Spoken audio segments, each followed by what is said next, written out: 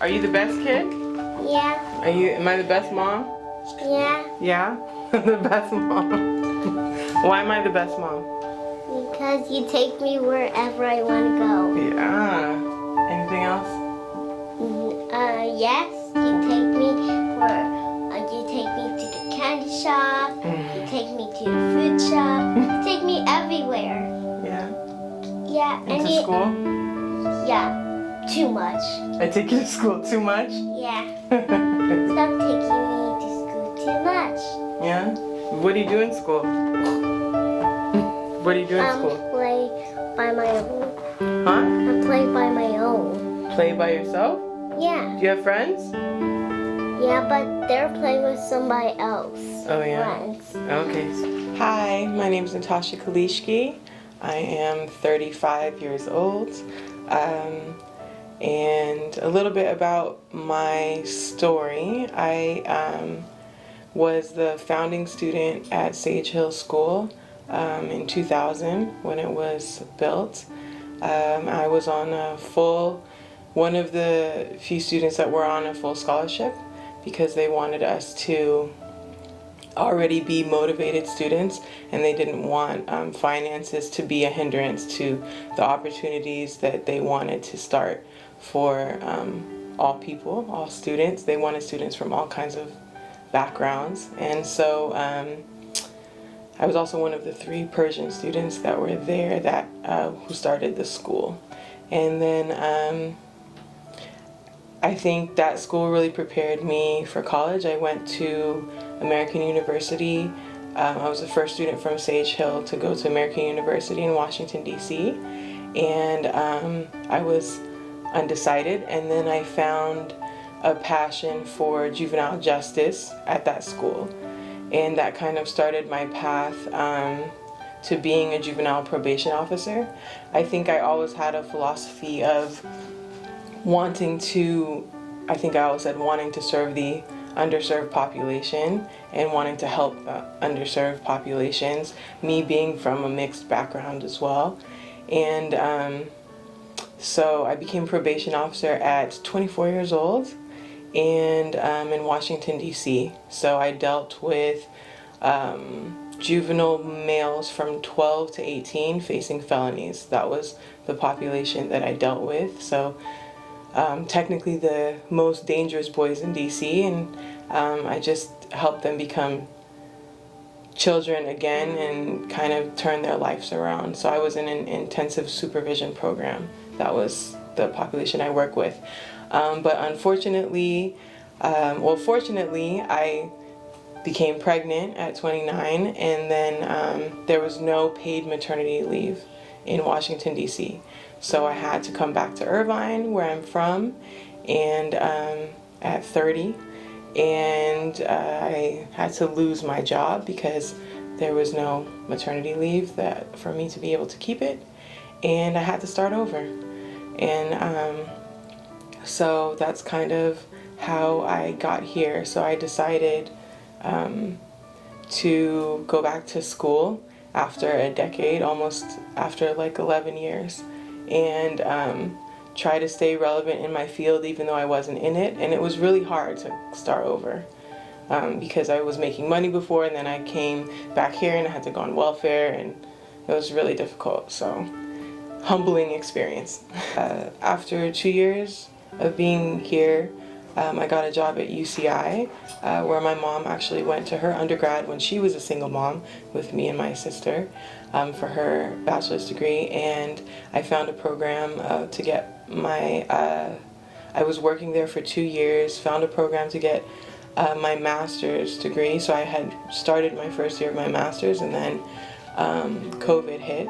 So I was working full-time, going to school full-time, being a full-time single mom, and then COVID hit and I lost my job. I actually got promoted to an administrative analyst, and I wasn't able to start because of COVID. And so it was very, very difficult for me because I also wasn't receiving any financial aid for school because of some loans from 16 years ago when I was an undergrad, and I couldn't get another federal loan. And so I was in a very challenging situation to figure out how to also pay for my son to go to school because he has tuition, to pay for my school and to pay for my rent and all that kind of stuff. And so my mom just knew of another lady named Holly. And that's when I met Holly from, she's in Washington, D.C., and she contacted Holly from Child International and told me to get in contact with them to see what they could do to help me. She referred us to Child International for somewhere that could help because I was a 4.0 student. I didn't want to drop out, and all the school was saying was like, you can just drop out and reapply. And, you know, I didn't want to do that. I was a 4.0 student. So, yeah. And so that's when I met everyone at Child International. So, before I had contacted Child International, I was on the verge of losing my student status. So whether or not I took a break, they said that I was going to lose my student status if I didn't get the money to pay for the 2 quarters that I had left before I graduate, and that I would have to reapply and do the whole program over again. And so that's when I contacted Child International to see what they could do to help me, and they actually saved my life in more ways than one, my school and a lot of other issues that I was going through. So Child International, I think Gilda over here at Child International and Holly, June, they both worked so hard to try to come up. I was in an emergency situation. It was the last minute. And I'm so grateful that they decided to try to contact, you know, donors at the last minute and came up, you know, with the money for my entire quarter. And I'm so grateful because I had no other avenues. My mom also didn't have a job, had lost her job, and she was trying to find a job, so I had no help from my family. She was a single mom, I'm a single mom, and yeah, they not only did they help me with school, they gave me food and money for Christmas and for my son. So I'm very grateful for that.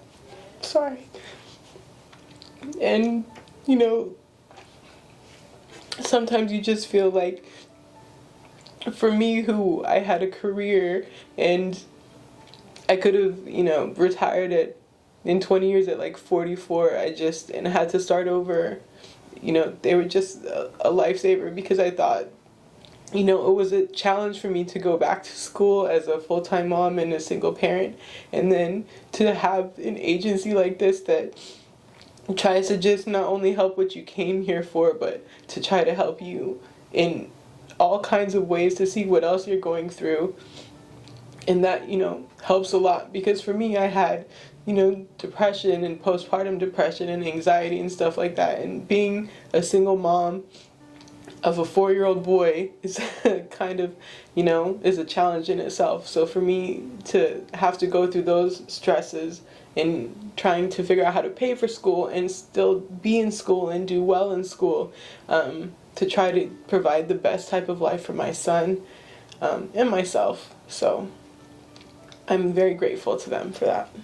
In UCI, so the program that I went to when I started, it was the number 3 online criminology program in the country, and my second year it became the number 1 online criminology program in the country. So it was a very good program, and so I was very blessed to have graduated from it. And it's a Master of Advanced Study in Criminology, Law, and Society. So now that Child International helped me get my degree, I'm now looking for a job to try to get back into probation in California, because I'm hoping to stay here. The scholarships that I received from Child International came from the Nushin and Khotenzad scholarships that are for high school and college students to help with their education. And now that I receive the help